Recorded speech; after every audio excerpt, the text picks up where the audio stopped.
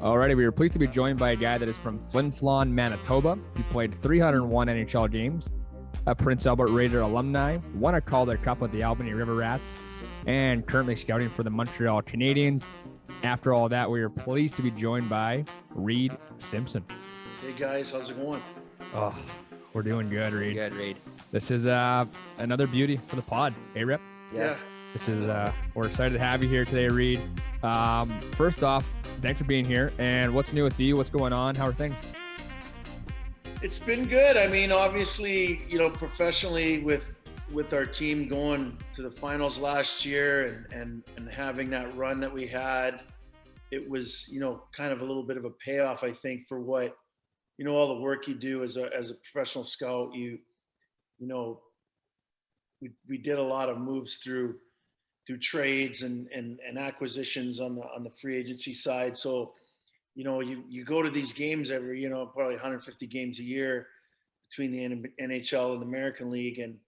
And when you get players that end up being helpful to your run like that, it that's the payoff, I think. So, it was fun. And unfortunately we kind of hit a wall against Tampa, and they were an excellent team, and they just kept going, and we didn't get there. But it was fun, and unfortunately, again with the pandemic, we weren't able to kind of enjoy it as much as you would in a normal year. But yeah, it was great, and professionally that was kind of been the highlight so far.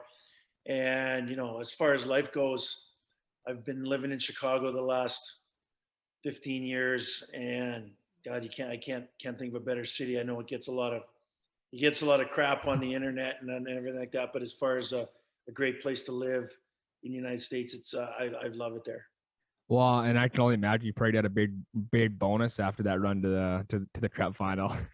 Well, yeah, maybe call Mark Bergevin and tell him to bump those up this year. All right, Reid, as we always do in this podcast, we have to backtrack things a little bit. We want to talk about, you growing up as a youngster in Flin Flon, Manitoba. Walk us through the sports and hobbies that you were up to, growing up in Flin Flon. Well, I mean, it's like every kid that grew up in Saskatchewan, Manitoba, in one of the small towns. There's not a lot to do, and a lot of people, as kids, I kind of played every sport, and hockey was obviously the one that the communities rallied around. So I just loved playing it, and I it started out really weirdly. Like at 10 years old, I didn't want to play, and I quit for a year, and it was like I just kind of wanted to just not play. I don't know what it was. I wasn't a great skater, and it just got frustrating to play organized hockey. But I came back the next year, and for some reason things had just turned around, and I had a great year, and then I started kind of making the all-star teams, and everything just grew, and those 4 years in between there, in basically mites, I guess. I don't know what 10-year-old they call it now. I think we call it Tom Thumb back then. I don't know what they call it now, but yeah, everything went fast. I grew, and I got a chance to play, and next thing I know, I was playing junior hockey at 14 and a half, 15 years old against men in the Saskatchewan Junior League, and getting the crap beat out of me. So it was a quick learning curve from those years as far as the hockey goes. And we, it was weird because like kids nowadays, and I owned a junior hockey team in Indiana for 5 years, and did the coaching and the general manager, did all that kind of stuff for this is up to 5 years ago. And it, kids seem to just play one sport, and they're all in on one thing. And where I grew up, and I'm sure you guys too, we played everything. Like when hockey was done, yeah, we played street hockey in the summer, but we've switched over and we played fastball, and I probably went to 10 or 15 tournaments all over Western Canada every summer too. So, it was a little bit of both, and I didn't start really concentrating on hockey till I went to Prince Albert. That's when I sort of exclusively said, okay, I'm going to spend the summers making sure that I'm ready to go for the season. And then it just all kind of developed from there. I was a late draft. I was 19. I went through 2 drafts back then.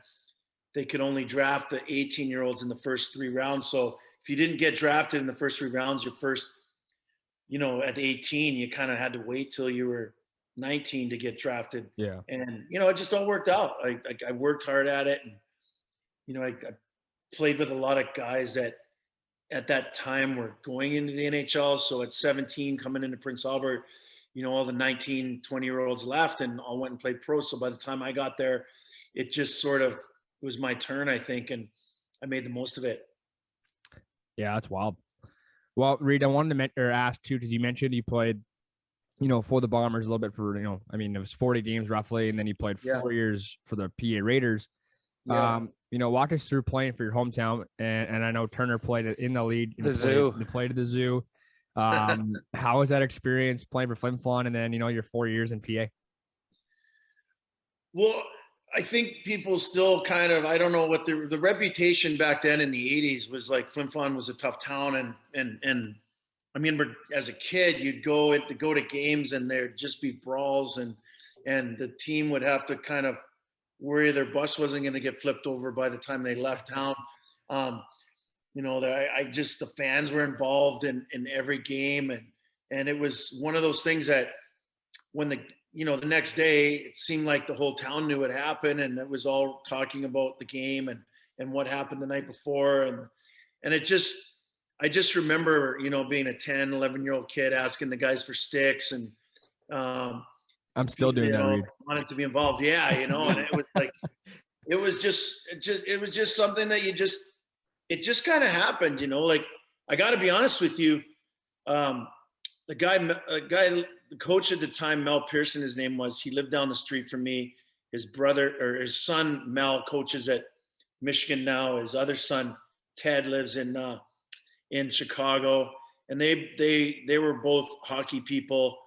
And to be honest, the reason I think I got to play some games when I was at that young age was because no one else wanted to come there and play. So I was just like kind of the guy that lived down the street, and they'd ask me every once, like, hey, do you want to come play in this? Like, so I got games in when I was young, and it just kind of, I was big enough and I was willing to take some beatings. So I think they just put me on the team, and I, for my age, I was, everyone's a great hockey player if you're playing at that level, scoring, but it just, I was one of those guys that was willing to play, and I just kept working at it and working through all the, the hard stuff, and it just worked out. There's definitely better hockey players than me at my age group and stuff, that it just never seemed to get a chance. And when I went to Prince Albert, right away, they kind of were, they gave me a little extended look, and all of a sudden I'm playing in the Western League too. So I don't know how it happened, especially being a scout now in the NHL. Not that I scout, that level, but you look at it and you're like, how does anyone make it? The amount of scrutiny that is put on these players now, to get to that level, and then to make it at the NHL level and actually stay there is beyond comprehension sometimes. And I think that, maybe it was just the fact that I just kept fighting for my spot all the time. It just allowed me to, persevere, I guess. Absolutely. Rip, you got anything? Let me move on here. So you've been to the Zoo then yourself, eh? Yeah, I've played a few games there. It's funny how, like, back in the 80s, you guys are rough and tough. Now when I played against them, they had like 4 or 5 French guys just ripping around, flying everywhere. Yeah. So times changed a little bit. They did a good job up there, like, it's hard to get players to go there and play, because you look at it on a map, and then you look at the travel, and you look at, like, the conditions, like, as far as like the weather, and just like, why would I want to play here instead of, somewhere in southern Alberta, or somewhere in, like, even southern Saskatchewan. They do such a good job there. They're always a top 4 team. They're hard to play against. Well, that rink's so hard to play in. Like, they do a good job there. Well, and I think too, Reid, I mean, that you're a scout and I recruit as well. I mean, I think once you get the guys there and see the facility, Yeah. then it's a little different, right? Guys, you know what? Now I see why guys come play, in certain places, because then they have a little bit of a taste of what it's Yeah, it actually gets like. a reputation too, I guess. And I think at that level, every kid is still kind of, if you're good at that level and you've got a chance to have hockey as part of your next step, whether it's college or, get a chance to play pro at some point, you still kind of can see that on the horizon at that level. So, there's still a little bit of a carrot there. And if you get around the right people, that help you, you can still make the next, the jump to the next level. Yeah, absolutely. Reid, I want to jump to your 1989 draft, 72nd overall by the Philadelphia Flyers. They must have, the Broad Street Bullies brought in Reid Simpson as well. How special was that for you? Walk us through that day. We love those stories of draft day. Walk us through the draft. Well, it's interesting because, like I said, it was my third year, and they kind of had told me Mike Modano had played, with us, and I ended up on his line for the majority of the year. So wow. You can, obviously he was the guy that everyone was coming to watch, and from all over every team was there, the whole year.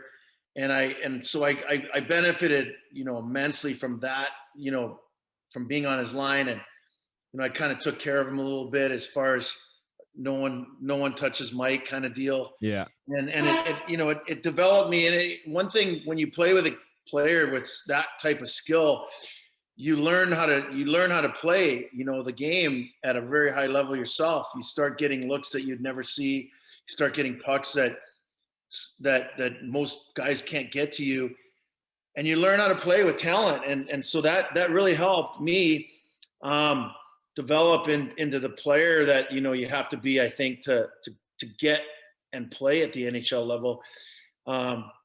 But the toughness, kept me in the mix. So I kind of tell people that Philly really must have, like, they really did kind of screw up a little bit, because if you look at the draft board, Detroit took Sergei Fedorov, the next pick. So I kind of have to laugh at that. Anytime I've ever seen Sergei, I have to remind him of that he got picked one pick behind me, and then he reminds me of his bank account right after that. So,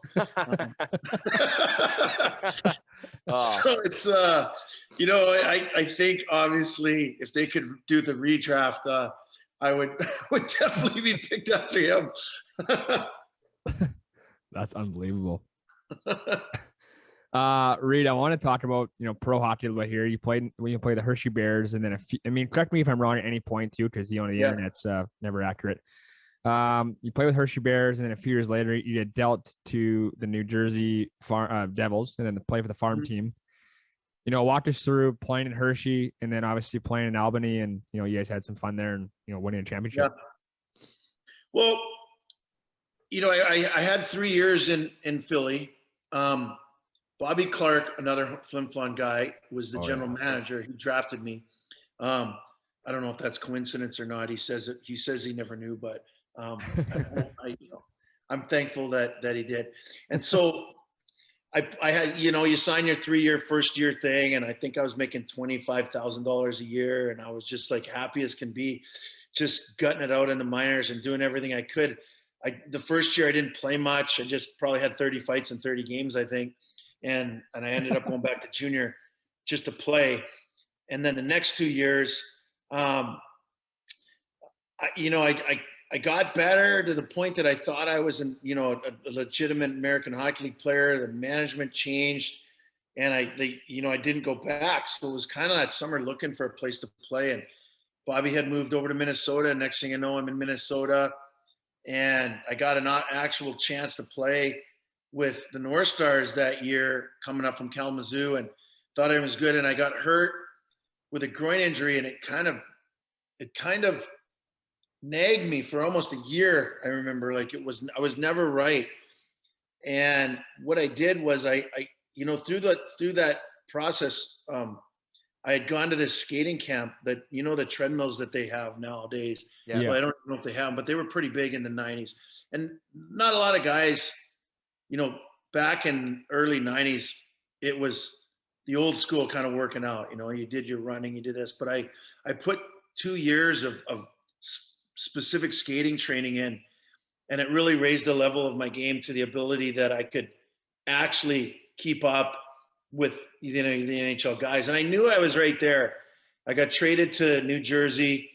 The lockout happened the next year after that, and we kind of became the team that everyone was watching. Yeah. And you know, I remember Stan Fisher would come to all our games, and he'd you know, pump me up and tell me, you know, you can play in the NHL. And you know, I had a great year. We probably had 15 legit NHL guys that turned out to be legitimate NHL guys on that team. Probably 4 or 5 of them ended up being captains in the NHL. So Wow. you know, we had that right mix of guys. We had a coach in Robbie Fatorik that was detail orientated, and it just felt like it was time. And so when we won the Calder Cup, I played some games up in Jersey because of the lockout that year.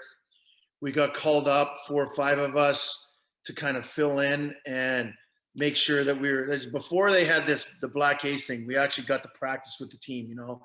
So we did that and stayed all the way through the Stanley Cup in '95. I didn't get to play in the playoffs there, but, you know, got to experience what it's like to win a Stanley Cup.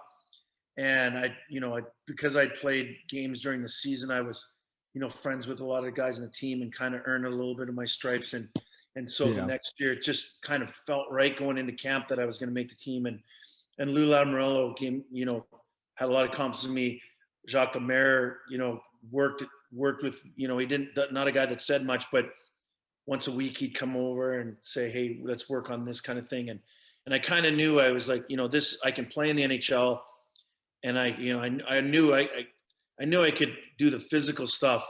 It was just a matter of keep improving every year so that you could stay there. So, you know, like I said, I think I fought your cousin maybe my first shift in the Garden, and that was obviously he was the guy that if you could have a good fight with him, you could pretty much have a good fight with anyone in the league. And that was where I kind of realized, like, hey, this is I can do this if I just put my head down and do all the right things. Absolutely. So Reid, I'm gonna go back to your AHL Calder Cup run. I was looking at the brackets right before we got on together, and you guys had a 3rd round bye. Yeah, explain that. Would you guys pay them off, or what happened there? I forget how they did it back then, but like I think the teams might have been like split somewhere. Like I don't know what it was like, but yeah, we had like 10 days off. I don't think we finished that year until like almost mid-June, or like late May. But because of the lockout, the Stanley Cup was pushed almost into July. So we had we played late, and we played the last 2 rounds up in New Jersey. I can't exactly remember. I think we only lost 2 games that whole playoffs. It would just, you know, we went in. I remember going into the finals into Fredericton, and you know, we were pretty confident. I think we beat we won the round prior, like 4 straight maybe, and it was just kind of like, all right, you're going to roll over these guys. And then the first game I remember playing, and Donald Brashear was on their team, and everyone was saying, you know, this guy's going to this and he's going to that, and he was the tough guy that was going to change the. So I just went to Robbie Fatorik. We almost had a line brawl, and like a warm up brawl. A couple guys actually got suspended for it, missed the rest of the playoffs. But Oh wow! You know, I just told Robbie Fatorik, put me out against that guy. Right, first shift. I'd never seen him. He'd just been called up, and I gave him a pretty good beating, and that kind of set the tone, I think, for that series. And we ended up winning 4 straight there too. So, you know, I gotta admit, like it was we had such a great team that as soon as we won the first game, it just was all over for them, you know. Yeah. Wow. We had a great bunch of guys. Yeah. We were so good that our goalies were actually switching off each game. Like we didn't even have a number. It's like Pee Wee. Yeah, like it was one game. Like the whole playoffs, Mike Dunham and Corey Schwab, literally, no matter how good they play, would switch off one game. And we were sitting out players that ended up being, NHL stars. Like Sheldon Surrey was there and he didn't even play. He got into a couple games. Like we had, it was crazy how good we were. And then when we got called up. Yeah, Scotty. They were doing the same thing, like they were sitting out. Like Sergei Breland would score a goal and get set out, and the next game Jimmy Dowd would score the game winner, and another guy would go in, and you're just like, it was a great organization to be a part of during that time, and the whole thing about it was, you learned how to be a team that won, and I've carried that with me my entire career. You try to kind of model like the whole thing they did there, and you see that's why good teams win now. The ones that have been good over the years, the last 10, 15 years are doing the same thing. And, I think we're trying to do the same thing in Montreal, create a culture that guys stick together. And I think that's part of the reason why we did so well last year. Absolutely. Guys like Shea were there, and, even like bringing in Toffoli and Anderson and guys like that just, they're team guys, and they create that culture that everybody's part of. So no matter what happens, you just feel like, you've got something to give every day. Absolutely. That's awesome. Okay, Reid, you play for teams like Pittsburgh, Chicago, Tampa, Nashville, Montreal, St. Louis. Like, those are really, really great organizations. I know guys are always looking to go to teams like that. Is there any organization that stood out to you while you're playing and like that you love playing there, you love the city? Well, New Jersey was great because it was my first year. Like, I definitely took full advantage of being 10 miles from New York. I was a 26-year-old kid, 25-year-old kid. I was like, I always wanted to see the world. I traveled all the time when the seasons were over. So New York was this city that I would just like, wow, this is like anything. If anything happens in this world, it happens in New York somewhere. So, I was always intrigued with, spending time there after practice, just walking around, checking things out. Obviously Chicago, when I got traded there, was still, it kind of come off that, that had the superstar years with Chris Chelios and Roenick and Eddie Balfour and guys like that kind of had that. It changed a little bit over the time I was there, but that city itself supports their sports so well that you can't help but love being there. Yeah.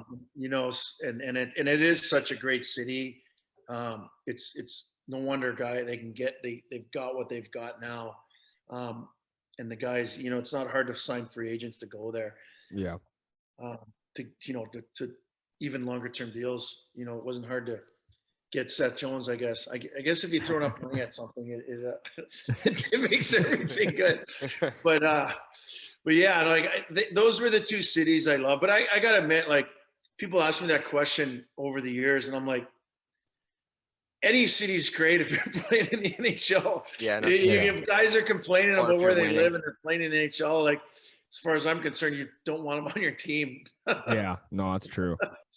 But yeah, those two cities stood out. Like, Nashville was great at the end. It was a small town back then, and the hockey was a little quieter. You could kind of fly under the radar, but the fans loved it there, and they were still getting, full attendance. So, everywhere had its perks as far as like on and off the ice. But again, like, if you're winning, it kind of solves all the problems off the ice. Absolutely. You're happy, Yeah, that's true. Reid, I was texting Matt Murley late last night. He's over in Sweden. Yeah. He answered this morning, woke me up actually. Thanks, Merles. Recent guest, and he told me to ask you about your time in the KHL. He said you must have some stories. Walk us through your 2 years as a player there. Yeah, that's the untold stories. I just watched that Danbury thing on TV the other day. And wow, okay. Do you ever play against them? I know you played in the league when you were with them. I didn't. I heard about at the time, like when I ended up playing, we'll kind of go a little bit ahead of this. Yeah. I ended up playing in that league because, some of my friends like Chris Chelios and Sean Avery and all those guys were playing over in Detroit, and I was living in Chicago, and Steve Martinson must have called me 10 times, before January, and kept asking me, can you come play? Can you come play? And it was the lockout year, and I was, I don't know what it was. Like I didn't know if my career was over or whatever. Yeah. And I hadn't worked out all summer. I didn't anticipate getting a contract, in that year. And so I'd been asked to coach and stuff a little bit. So what I told him was, if he lets me coach, I'll come play there. And so I got to run practices a little bit. I got to do a little bit more just in case something down the road would come up next year, the next year. And it was fun, but I'd heard about that team, and I don't think we crossed over with them, or if they did, it was prior. But yeah, that Danbury team was like well, let's put it this way, that like the team I played for in Russia, the Vityaz, which was kind of known as the Danbury Trashers, like we put them to shame when it comes to the antics that kind of went on and off the ice. They could probably do a documentary on that team, and if they could get it, translated into English. But yeah, I think maybe our guy that was running our team was watching that Watching them Denver, and he took it to a whole nother level. So it was fun, man. I gotta admit, going there, not speaking the language, not understanding anything, everything's backwards. I'm kind of made a promise to myself when I got the call in July to go there. And the agent that called me was a friend he wasn't my agent at the time, but Paul Theophanis. He talked to me, and I'm like, so what's the deal? He's like, well, there's a new team coming into the Super League, and they want some toughness. And I'm like, okay. And he's like, and this is how much they're going to pay you. And I kind of was like, really? Like, are you sure they're going to pay me that much? And he's like, I hadn't heard any stories about so he goes, they want to know in 48 hours though. And this is like July long weekend. And I called my ex-wife at the time, and I told her like kind of the deal. And I'm like, no, listen, this is more money that I've ever made in the NHL, and I have to give it a shot. And I kind of was like, I said to myself, like, I'd go to jail for this much money. So, how bad can it be in Russia? At least I can leave if I want. And so I took a leap of faith and went there, and I said to myself, before I left, like, don't be that guy that comes in and tells everyone the way things should be. Just keep your mouth shut, learn the language as soon as you can, and just kind of go with the flow. And that's what I did. And I think that worked. It worked well. I think I give that advice to anybody going there at this point. If they want to keep extending their career or have a good time there, because you'd played with Russian guys. I played with Fetisov. I played with Sergei Brilin, and I asked them what it's like, and they didn't say much, because I don't know if there was much to really say about like what the difference is there. But I kind of took, I took the advice. We've all been on teams before where someone comes in and is acting like they know more than everyone else, and you're kind of, they're like, well, we do it this way here, blah blah blah blah blah, and you're just kind of like, nobody wants that guy on their team. So. Yeah. I just went and did my job. The guy, the management and ownership of the team, they were very explicit on what they wanted me to do on the ice, and I had no problem doing that. I think at the time I must have set some Russian fighting records, because it was more like 300 PIMs in 41 games, Reid. Yeah, and they were all fighting majors too. Like it was just like I'd never experienced it, management coming down to the bench and telling the coach, like, this is what I want to happen right now, and get the hell out there.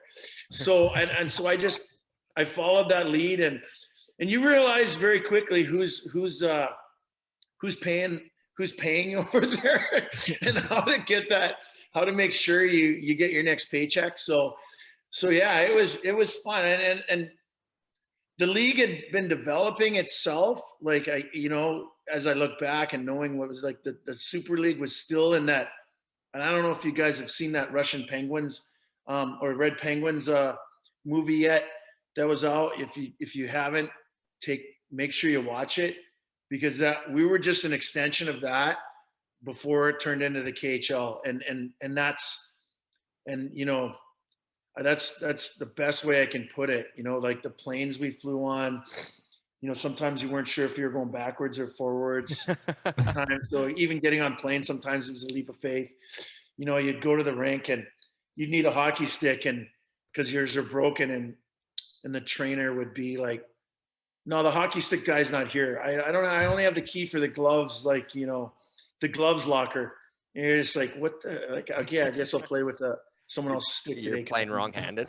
Yeah, just like that kind of stuff, and you're just like, what the hell? But, it was very clear right away, like, who was running the team, and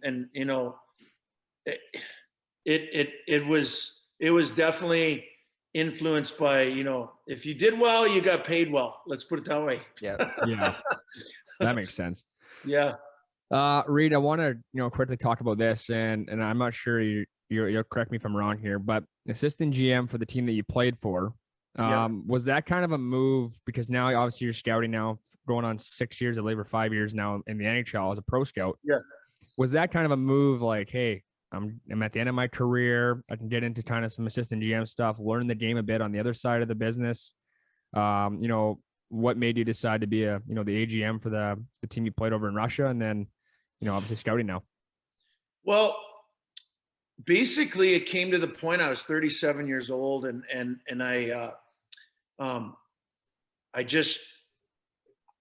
they asked me, we need a guy that will, can find our players for us over there. Cause truthfully, they don't run on much information as far as knowing the players. And I knew the players, and I knew what they were looking for. I knew what guys would fit well at that level, and what our team specifically was looking for. So I was able to kind of give them advice on what players would fit well. And like, we got guys like Chris Simon in there. We got Brian Berard in there, and paid them well. Like, and Darcy Verreau came in, who I knew was, he just did everything. I got to give that guy more credit than anyone else I've ever seen. He brought his whole family over there, and his kids grew up there. So, wow. I mean, he experienced everything, and he worked harder than anyone I've ever seen to play the amount of years he played there. And it was the kind of thing where they just needed players. Like, we'd get into camp early, and NHL camps hadn't even started yet, and they didn't know any players. So I kind of would scour the minor leagues for players that were top minor league players, or guys that were going to not make NHL rosters that could have an impact in Russia, and say, okay, these are the guys that we need to get, and this is what we can pay them. And at the time, the Russian ruble was so high that it was like a guy playing in the minors now here making $250 could go over there and make like $600 cash. So it was an easy sell to these young guys that were kind of borderline players. It's kind of changed a little bit. It's hard to, there's guys now playing in the minors that can make $300,000-$400,000 if you're a top minor league player. It's kind of hard to sell them on making $300,000 or $400,000 cash in Russia now, when it's kind of upside down, where that would have been $1 million back then. And, it's not, I tell guys like that, like, listen, you get near the end of your career, and you're and when it's all said and done,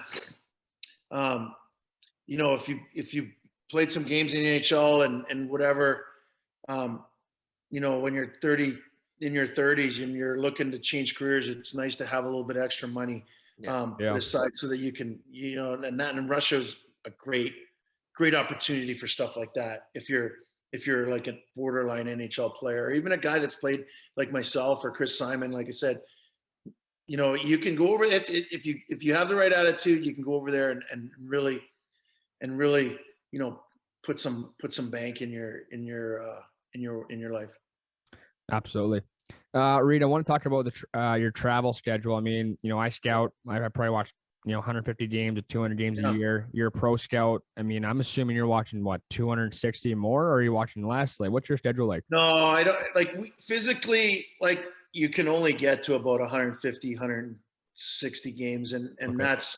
that's a limit. Like 5 to 6 games a week is like, your mind starts scrambling a little bit, especially when you're traveling from team to team, or, last year was a little different. We watched some television stuff, as far as scouting goes. And I find that really, really tough, especially when you're trying to watch American Hockey League and you don't know the players well, you haven't seen them play before, and you're just kind of, some of those setups, for video are not that great. So, physically, I feel personally, you got to be at the games, and you have to be present to be able to see all the little nuances that you want to get out of, what you're doing, and how to make it, make that report solid enough so that the guy reading it can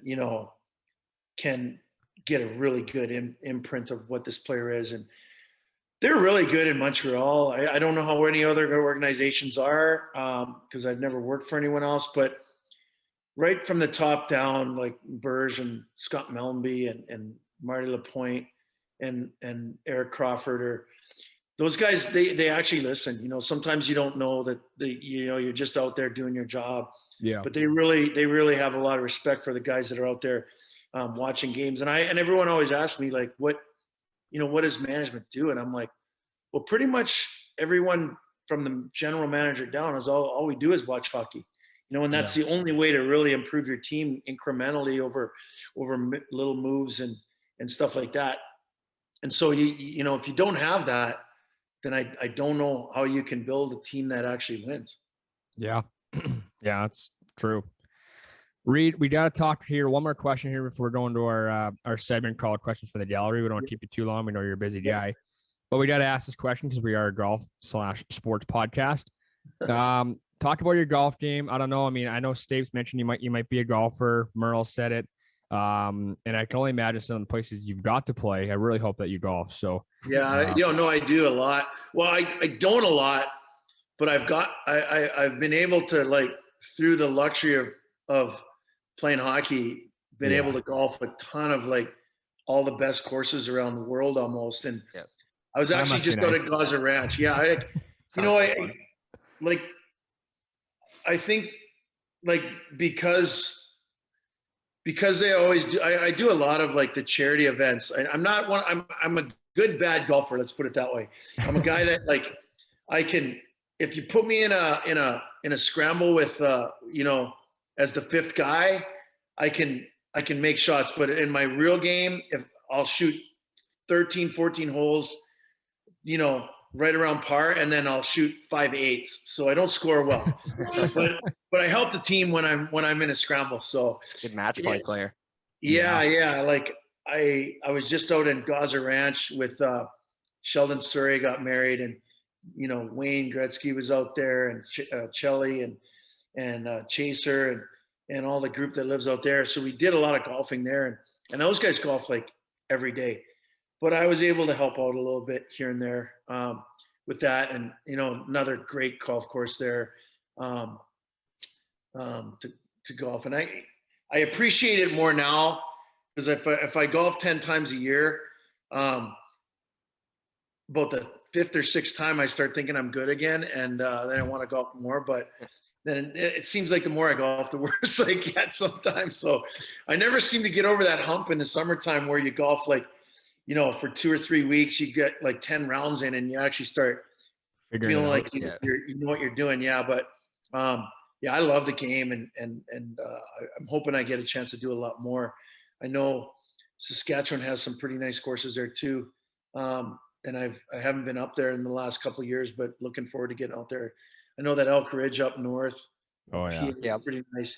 Even Melford back in the day had a Still a nice course. Yeah. Yeah. Nipwood got a good still course. a really nice course. Flin Flon's golf course where I grew. I golfed a ton when I was a kid, so I learned how to bounce balls off the rocks, kind of thing, and find your way down the course with that. Wear a mouth guard when you golf there. Yeah, no shit, eh?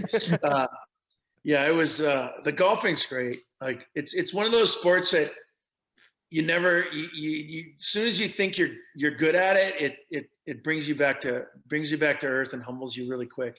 The most humbling sport ever, I think. Yeah. Unbelievable. All righty, Reid, let's go to our questions from the gallery. Our segment sponsored by Molson Coors. Meet New Vizzy Hard Seltzer with 100 calories per 355 milliliters. This variety pack is something for everyone to enjoy, including pineapple mango, blueberry pomegranate, strawberry kiwi, and black cherry lime flavors. Rip, you love this stuff about as much as I do, hey? Yep. You betcha. Everyone. Hey, you guys are talking my game here. I like your sponsorship. That's for sure. Please drink responsibly and make sure you're over 19 years old at all times. All right, Reid. Best memories of playing in the NHL. Well, that's a broad question. Sorry, let's do memories. Yeah, no, I know. It's like there's a few like I said, I mentioned it earlier to you before the broadcast. Like I remember getting on the ice with the New Jersey Devils in the Madison Square Garden. The first game I played, Kenny Danica had fought Joey Kosher and broke his leg. And I remember going in after the period going, oh my God, like that, like I can't believe it. Like that happened. But I just remember that was my opportunity to go, to go against the best, or at least one of the best at the time and find out where I was at. So I just remember going out for the draw and going, okay, this is it. You either live or you die right now. And I had never fought him before, but I fought guys at his caliber, growing up. But I remember when I got done that fight, I was like, okay, I can handle this. I'm just lucky that didn't get me with that one punch that ended some guys' careers. I remember later on in Detroit, he hit me with one that if I wasn't wearing a helmet, I might not be alive right now. So, I just remember hitting my helmet and going, wow, that feels like I didn't have a helmet on right now. So guys like that. But I think winning the Calder Cup and then I remember being out on the ice. I'll never forget this in the Stanley Cup, when everyone goes out on the ice. And back then they didn't, you didn't put your equipment on if you weren't playing the game. So I was out there in my suit and it took about 45 minutes to get off the ice. And we were in New Jersey that first cup in '95. And I just remember looking around at the crowd like in amazement. Like they kept clapping for a good half an hour. And it was late. So there was fog everywhere. And I'm like, I just thought to myself, like, if this ever happens again, I want to at least have my skates on. And it never did. But I came close in St. Louis later on. And I remember we lost to Colorado, and it was probably the most frustrating. Like it was the hardest pill to swallow, I think, in my NHL career when we lost to Colorado, and they ended up winning the cup that year. Because I knew we could do it. I knew we had the team to do it, and that those two things were like it will imprint on my mind forever. And it again, it's all around winning.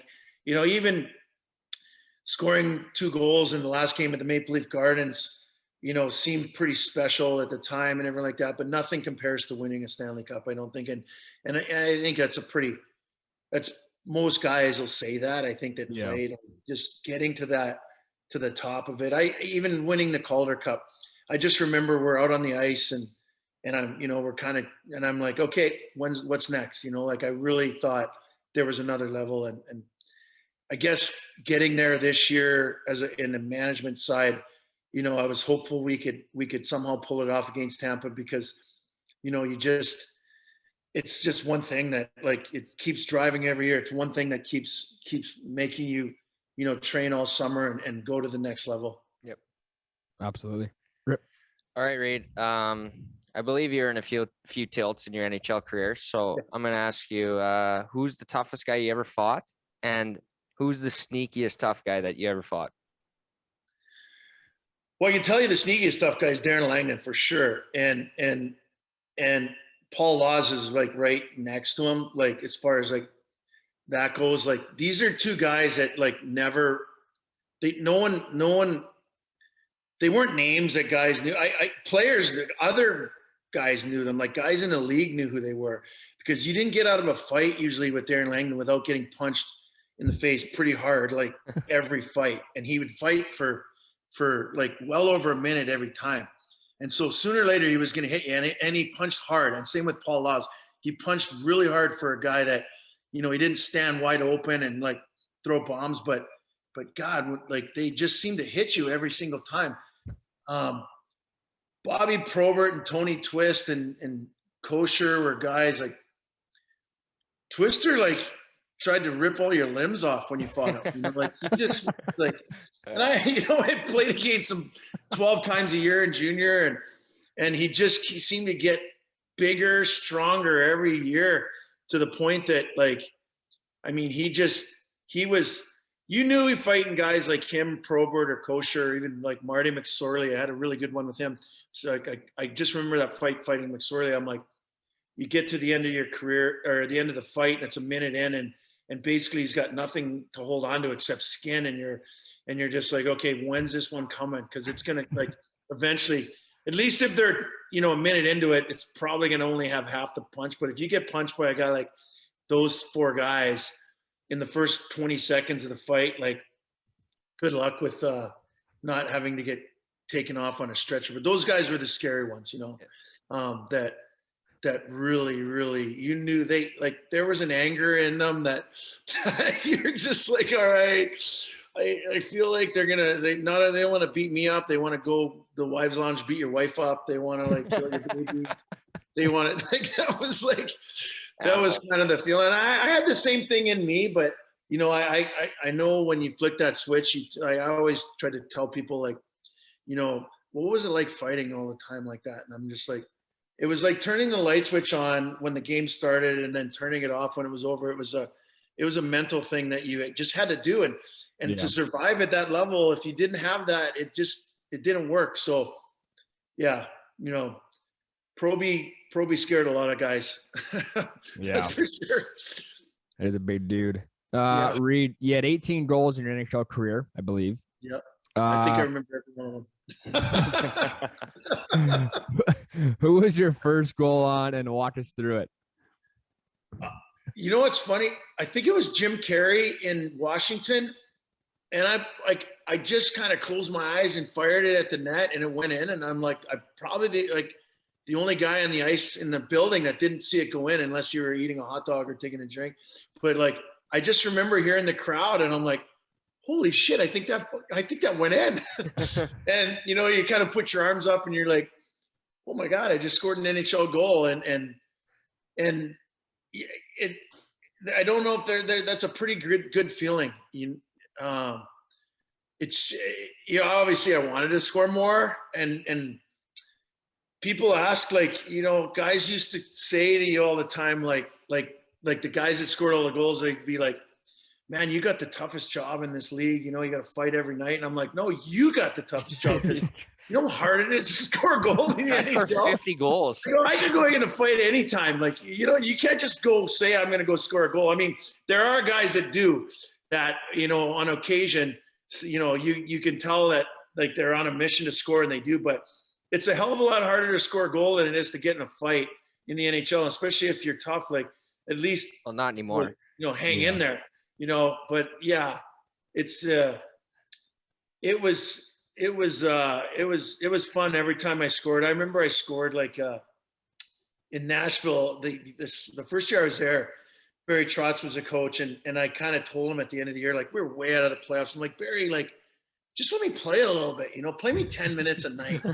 And I had gotten 2 goals in the leading up to the last 3 games. I got 2 goals, and we're playing Phoenix the last game, and it was a no meaning game. And I came over center ice and just ripped one through the D-man's legs, and I heard it hit the crossbar and go in. And I just remember, I'm like, that's like 3-3. And I went by the bench and I'm like, Barry, just play me more next year. Like we could get in the playoffs. Yeah. And it was kind of the joke, but yeah, like, I mean, like I said, I remember like almost every goal because when you only get 18, every one of them is pretty damn special. No kidding. Rip. All right. We'll move on to more golf questions here. What's your lowest round and what's your handicap? Well, I tell people my handicap's 16 because I don't know. I told them that the other day. I'm like, listen, if I golf 88, what's my handicap? Because that's about, and they're like, well, that's 16. And I went out and shot 87 that day, and then 80. This is last week, and 88 the next day. So I wasn't lying. But I think my best score, it's actually at a golf course in Saskatoon, and it's the only time I broke 70. Or in the 70s, I got 77. And what's the new course? It's not new anymore, but like it's in South Saskatoon. They built like a little area down there, condos around it and everything. I used to Willows. What's it called? The Willows? Yes, the Willows. Yeah. Okay. And I golfed 77 at the Willows, and I'm not kidding. A no cheat 77. Like I didn't touch my ball. Because I like birdied the first 3 holes, and I'm like, you know what? I'm gonna play this one fair and I golfed a 77. The only time I've golfed a 70, anything in the 70s, you know, and I've gotten to 80 like probably 30 times, and that's the closest I've been able to get. Like I was talking about earlier, like I golf Pine Valley and I golf like 92, and that like a real score. I love playing, and every once in a while, everything works well. And like I said, if I can avoid the snowman more than twice a game, then everything my score looks not that bad. Yeah. Reid, favorite beverage after a round? Well, it usually starts before the round, before the round's over. I've been drinking tequila. Chris Chelios has a really good tequila out now. Wow. I hope it's in Canada soon. It's called El Bandito, but I make a pretty mean margarita. So I don't mind having a margarita to just loosen up a little bit on the front 9. And usually they carry into the back 9. And that's why I don't play golf a lot, because it's a long drive from the suburbs in Chicago to get back downtown. Day. So you got to go in the clubhouse and actually sober up before you get in your car. So it's yeah, I like golf. It's like I said, it's more of the fun aspect for me than worrying about what I score. Reid, what's I don't know what you can and can't say, but one of the best pranks that you've ever seen playing pro hockey that you've either done or seen or been a part of? Well, I know one, like Chris Nyland in New York told me a story. He put a fish in the back of underneath the guy's seat in his car. Like literally took the seat out and put it in there because the guy was pranking him all the time, and the guy had to end up selling his car. It was like the Jerry Seinfeld like thing. Yeah, I mean that's pretty aggressive as far as like taking it. But I remember one time like in Montreal, Dougie Gilmore played with us, and what we used to cut guys' toes on their socks off, right? And I'm like, I'd played with Dougie in Jersey, and everyone. And I played with him in Chicago, and everyone was a little bit scared to prank him. But so I cut the toes of his socks off because everyone's like, no, you can't do that to Dougie Gilmore. I'm like, yeah, I can.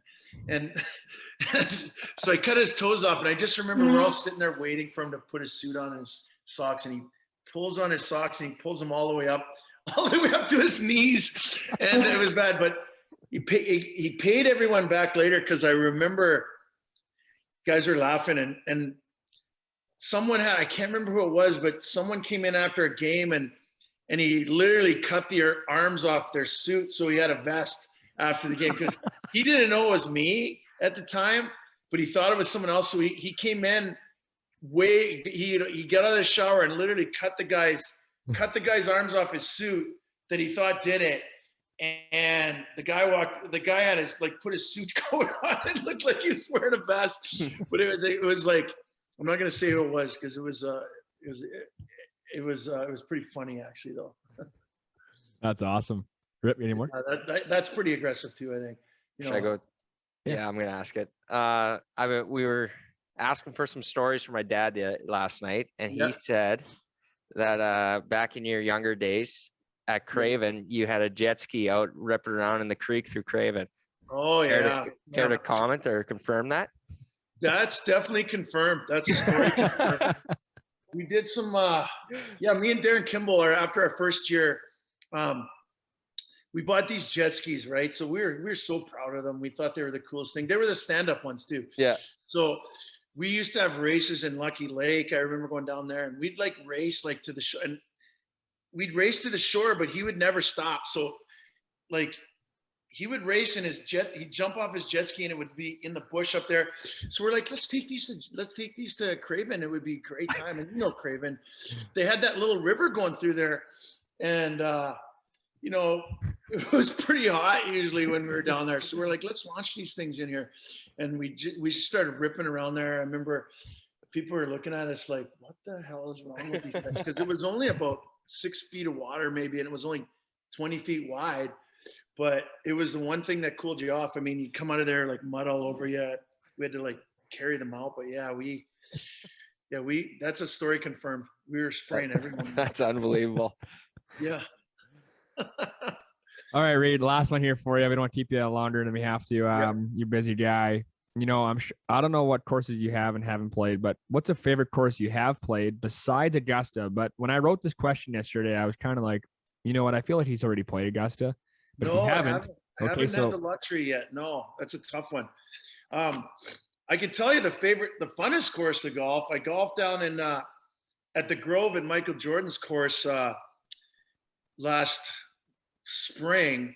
It's a new course, and the greatest thing about it is there's like 100 members there, I think, and they all golf at this. They all golf together. Like they golf with like 12 in a group. You can kind of do whatever you want, and they deliver like the beers with drones. The caddies. What? The caddies are on like these motorbikes or whatever, driving around. It's like it's the craziest thing you've ever seen. But it's the coolest course you've ever seen. It's kind of flat. You can almost see every hole from the clubhouse, which is, like I said, I think there's only 100 members there. Yeah. So there's at best maybe 12 or 15 of them on any given day at golfing, and they all seem to be golfing at the same time. So yeah, that's a pretty cool course. Wingfoot. Wow. Wingfoot's that's cool. Kind of the coolest course. Like I'd say like the most prestigious course I've ever golfed. And I golfed literally behind Donald Trump the one time I was there. And I'm like, this is back in the 90s. And every time we get to the hole, like he'd be sitting there waiting. And I was like, should I ask him questions? But I never really got too good a chance to talk to him during the time. I just kind of listened to him, and let's just say nothing's changed since then. Okay, here, actually, I forgot one last one here for my brother. He always asks this question. Ultimate foursome. Who is your ultimate foursome to golf with? Oof. Well, I have to put Sheldon Surrey in there because he's like, he can hit it as far as anyone I've ever played with, as far as that goes. And he's probably the funnest guy you're ever going to golf around. And he's a man rocket too. Yeah. It seems like there's like girls following getting in their golf cart. It's like the beer girl seems to be at your hole every time when he's golfing with you. Well, that's for you, Reid. That's what they're saying. Yeah, no. I'll definitely let him take that crown. Trust me. When he came to New Jersey, he took that title over real quick, as far as that goes. Sheldon Surrey. Let me think. I've always wanted to golf with. I thought it's a cool guy is Huey Lewis. And I don't know if he's a good golfer or not, but I've always wanted to golf with Huey Lewis. I don't know why. And God, I don't know. Can Elton John golf? Because I'd love to take a round of golf with Elton John and just pick his brain about. Oh yeah, what his life has been like. So yeah, that'd be cool. Yeah, he can probably putt at worst, right? Like, I bet he could putt. So like, I don't know. That sounds like a pretty fun foursome. Absolutely. All right, Reid, man, we appreciate you coming on today. We had a lot of fun with you. Yeah. Hope we can do it again down the road, maybe when the Habs are back in the final again. Yeah. It's kudos to you guys and your team, Bergevin there. What you guys did last season. 3/4 of the world probably didn't have the Canadians playing in the final, but you guys all proved them wrong. So had a lot of fun today, Reid, and we appreciate it, and hope we can do it again. Thanks a lot, you guys. You guys are great. It's been really fun talking to you guys, and good luck with everything there. And hopefully I can get back to Saskatchewan this next summer, and it's a little easier to travel around. I'm looking forward to getting back there. Yeah. Thanks, Reid. Absolutely. Take care. Thanks a lot, you guys.